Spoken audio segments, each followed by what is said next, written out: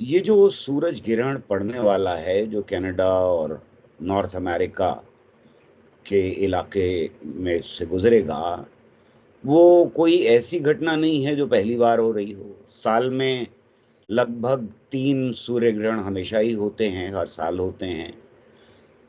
कभी-कभी पूर्ण सूर्य ग्रहण होता है, यानी उसकी छाया इस तरह से पड़ती है कि पूरी तरह से अंधेरा हो जाता है।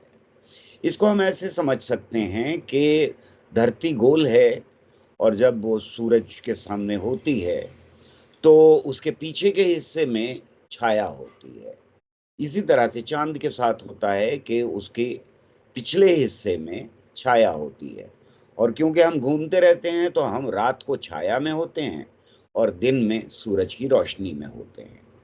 अब अगर धरती और सूरज के बीच में चाँद आ जाए, तो उसकी छाया हम पर पड़ने लगती है। वो 2 तरह से होती है, पेनम्बरा और अम्ब्रा की तरह से होती है। पूर्ण सूर्य ग्रहण तब हम कहते हैं जब पूरी तरह से चाँद ढका हुआ दिखाई देता है, सूरज को ढकता हुआ दिखाई देता है।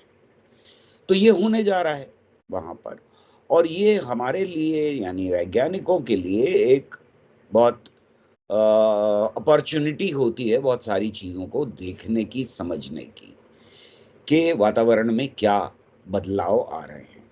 अब अगर हम वातावरण की बात करें, तो उसमें कई तरह के बदलाव आते हैं। यानी जानवरों की एक साइकिल होती है, जितने जीव होते हैं, दिन में जागना, रात को सोना, या कुछ जानवर ऐसे होते हैं जो दिन में सोते हैं, रात को जागते हैं। तो वो साइकिल हमेशा एक तरह से चलती रहती है, यानी दिन को सोए, रात को उठे, दिन या उल्टा हुआ, दिन को जागे, सुबह हुई जागे, रात को सो गए। लेकिन ये एकदम से रात हो जाना, ये परेशानी खड़ी कर देता है जीवों के लिए। जो सूरज ढलता है, 12 घंटे बाद फिर से निकलता है और फिर से 12 घंटे बाद ढलता है, और वो धीरे-धीरे होता है, तो वो हमारी साइकिल का हिस्सा बन जाता है, यानी हमारे दिनचर्या का हिस्सा बन जाता है।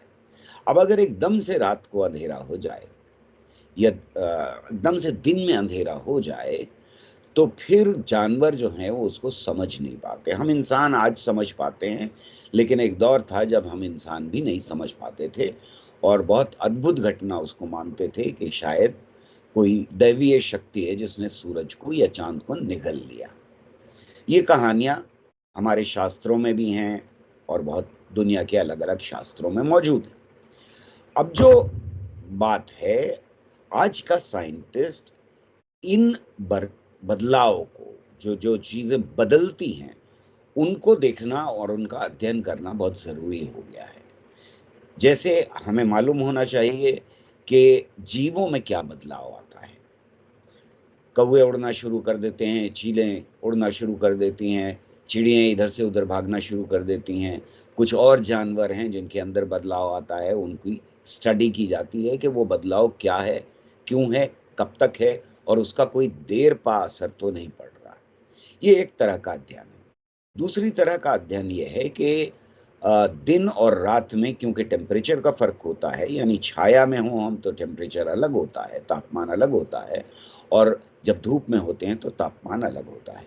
यहाँ पर एकदम से बदलाव होता है तापमान का, और अगर तापमान का बदलाव हो रहा है, तो फिर प्रेशर भी बदल जाता है। और अगर हम धरती की सरफेस के ऊपर देखें, तो ये छाया चल रही होती है और काफ़ी तेज़ी से चल रही होती है, क्योंकि धरती तेज़ी से घूम रही है। तो ये बदलाव जगह-जगह, जगह-जगह आता जाता है। यानी छाया जितनी तेज़ी से चल रही है, उतनी तेज़ी से टेम्परेचर बदल रहा है। पहले बिल्कुल लो हो जाएगा, फिर उसके बाद बढ़ जाएगा, वापस लौट के आएगा। तो उससे हवा के चलने में भी बदलाव आ जाते हैं। अब सवाल ये है कि इन बदलावों का हमारे ऊपर, धरती के ऊपर, उस इलाके के ऊपर जहाँ छाया पड़ रही है उस वक़्त, या मूव कर रही है छाया, इनके ऊपर क्या असर पड़ रहा है, इसका अध्ययन भी साइंटिस्ट करते हैं।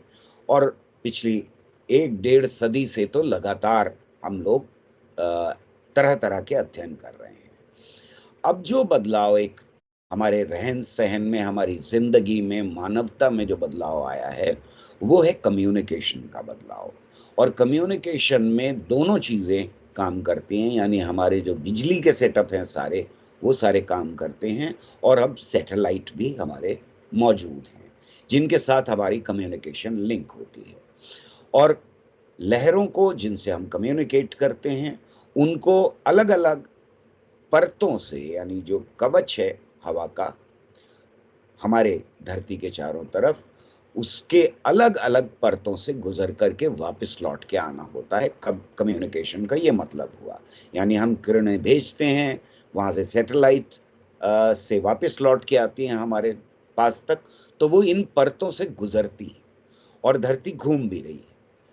तो अगर कोई बदलाव इतना सडनली आ रहा है, जैसे सूर्य ग्रहण ग्रहण के वक़्त में होता है, चंद्रमा में इतना बदलाव नहीं होता, लेकिन टेम्परेचर का बहुत सारा बदलाव इस वक़्त होता है और किरणों में बदलाव आ जाता है, जो हम तक सूर्य से पहुँच रही हैं, यानी वो बंद हो जाती हैं सडनली। तो आयोनोस्फीयर जो है, उसकी स्टडी बहुत इम्पोर्टेंट हो जाती है और इसीलिए वहाँ के साइंटिस्ट, अमेरिकन साइंटिस्ट का ग्रुप है, वो रॉकेट्स जिनको साउंडिंग रॉकेट्स कहते हैं, यानी जो अध्ययन के लिए फिर इस्तेमाल होते हैं, किसी ख़ास एक ऑब्जेक्टिव को लेकर के इस्तेमाल किए जाते हैं, उनको हम साउंडिंग रॉकेट्स कहते हैं। वो ऊपर की तरफ भेजे जाएँगे, 45 मिनट पहले भेजे जाएँगे, उस वक़्त भेजे जाएँगे जब गुज़र रहा है वो एरिया छाया से और उसके बाद 45 मिनट पे भेजे जाएँगे, जिससे हमें पता लग जाएगा कि 45 मिनट पहले क्या हाल था, जब सूर्य ग्रहण से गुज़रा वो एरिया तब क्या हाल था और जब सूर्य ग्रहण के गुज़रने के बाद 45 मिनट हो गए, तो क्या हाल है? ये अध्ययन करना हमारे लिए ज़रूरी है ताकि कम्युनिकेशन सिस्टम्स के ऊपर अगर कोई असर पड़ रहा है, तो हम उसे जाँच सकें, परख सकें। ये अध्ययन जिसकी हम बात कर रहे हैं, इसने एक दुनिया की बहुत बड़ी चीज़ को साबित किया है। आइंस्टाइन ने जब ये कहा कि सूरज की से आने वाली किरणें या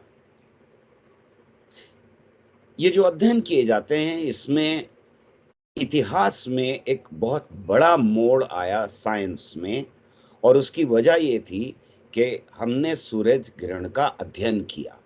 यानी मानवता ने, साइंटिस्ट ने सूर्य ग्रहण का अध्ययन किया और वो किस्सा यूं है कि आइंस्टाइन ने ये कहा कि ग्रेविटेशनल फोर्स की वजह से जो सीधी लकीर में रोशनी चलती है, रोशनी की किरणें चलती हैं, वो भी मुड़ जाती हैं। ये एक बड़ी अद्भुत बात थी जो आइंस्टाइन ने साबित की अपनी थ्योरी ऑफ रिलेटिविटी से और इसको थ्योरेटिकली तो साबित कर दिया, आइंस्टाइन ने क्लेम कर लिया इसको, ज़्यादातर साइंटिस्ट ने इस बात को मान भी लिया। लेकिन इसका एक्सपेरिमेंटल प्रूफ हमारे पास मौजूद नहीं था। जब एक टीम यूके की अफ्रीका गई, वहाँ पर सूर्य ग्रहण पड़ने वाला था और लैटिन अमेरिका में एक जगह पड़ने वाला था, तो दोनों जगह के ऊपर ये टीम्स गईं और वहाँ पर उन्होंने ये अध्ययन किया कि जो तारे दिखाई देना शुरू होते हैं, हमको रात को दिखाई देते हैं। दिन में वो तारे दिखाई नहीं देते हैं हमको। यानी सूर्य के करीब से गुज़रने वाली किरणें, जो उसके पीछे तारे हैं या ग्रह हैं, वो हमें दिन में नहीं दिखाई देंगे। लेकिन अगर सूर्य ग्रहण पड़ेगा तो दिखाई देंगे। यानी उनसे आने वाली किरणें अगर सूर्य के करीब से गुज़र रही हैं और वो मुड़ जाती हैं, तो ये आइंस्टाइन की थ्योरी ऑफ रिलेटिविटी का सबूत होगा। और उस अध्ययन ने पहली बार ये साबित किया कि आइंस्टाइन की थ्योरी सही है। वहाँ पीछे से आने वाले तारों की जो पोज़ीशन होनी चाहिए, नॉर्मल कंडीशंस में, वो सूर्य ग्रहण के वक़्त के ऊपर क्योंकि आने वाली रोशनी मुड़ गई थी, उसमें बेंड आ गया था, तो इस वजह से उनकी पोज़ीशन डिफरेंट साबित हुई, जिससे आइंस्टाइन की थ्योरी को सही माना गया। ये इस तरह के अध्ययन लगातार हम करते हैं, यानी वो सारे ग्रह या जिनको हम कहते हैं हेवनली ऑब्जेक्ट्स, तारे, ग्रह वगैरह वगैरह, वो दिन में दिखाई देना अपने अंदर एक अद्भुत चीज होती है और उसके लिए बहुत सारे साइंटिस्ट उस वक्त अध्ययन करेंगे। आप भी अगर अमेरिका में होते या कनाडा में होते और उस जगह के ऊपर होते, तो शायद वो अद्भुत नज़ारा आपको भी देखने को मिलता।